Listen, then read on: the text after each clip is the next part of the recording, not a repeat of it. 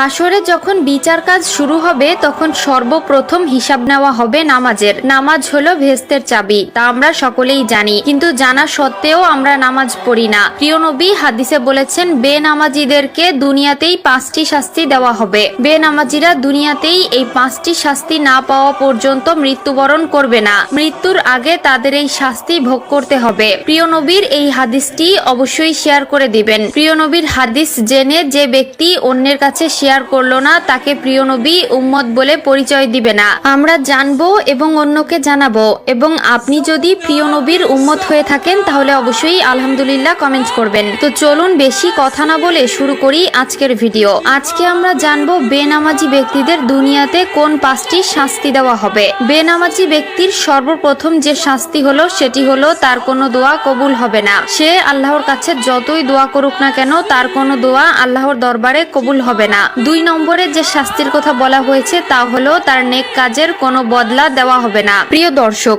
ধরুন আপনি কিছু পাওয়ার জন্য নেক আমল করলেন, কিন্তু আফসোসের বিষয় আপনি যদি বেনামাজি হয়ে থাকেন, আপনার নেক কাজের কোনো ফল আপনি পাবেন না। 3 নম্বরে যে শাস্তির কথা বলা হয়েছে তা হলো চেহারা থেকে নেককারদের নূর উঠে যাবে। প্রিয় দর্শক, জন্মগতভাবেই আল্লাহ তাআলা কালো, সুন্দর, অসুন্দর সকলের চেহারায় একটি মায়াবী নূর দিয়েছেন, কিন্তু নামাজ না পড়ার কারণে তাদের চেহারা থেকে সেই নূর উঠে যায় এবং দেখতে দেখতে একসময় চেহারার অবস্থা ভয়ঙ্কর হয়ে যায়। যার চেহারা থেকে আল্লাহর নূর উঠিয়ে নেয়, তার প্রতি মানুষের কোনো মায়া মহব্বত থাকে না। 4 নম্বরে যে শাস্তির কথা বলা হয়েছে তা হলো তার জীবনের বরকত উঠে যাবে। আয় রোজগারে বরকত থাকবে না, ব্যবসা বাণিজ্যে কোনো সাফল্য পাবে না, সংসার জীবনে একটার পর একটা অশান্তি লেগেই থাকবে।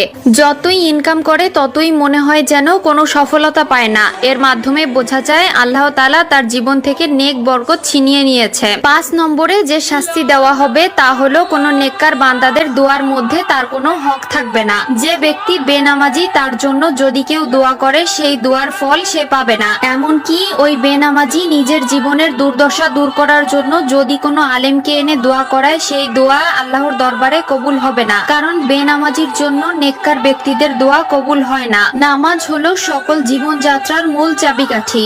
আপনি নামাজ পড়লে আপনার জীবনের সকল সমস্যার সমাধান পাবেন। আপনি নামাজ পড়লে আপনার জীবনের সকল বাধা বিপত্তি কেটে যাবে। এমনকি আল্লাহর রহমতে আপনার জীবনটা খুব সুন্দরভাবে কাটিয়ে দিতে পারবেন। আল্লাহ আমাদের সবাইকে 5 ওয়াক্ত নামাজ পড়ার তৌফিক দিক। আমিন।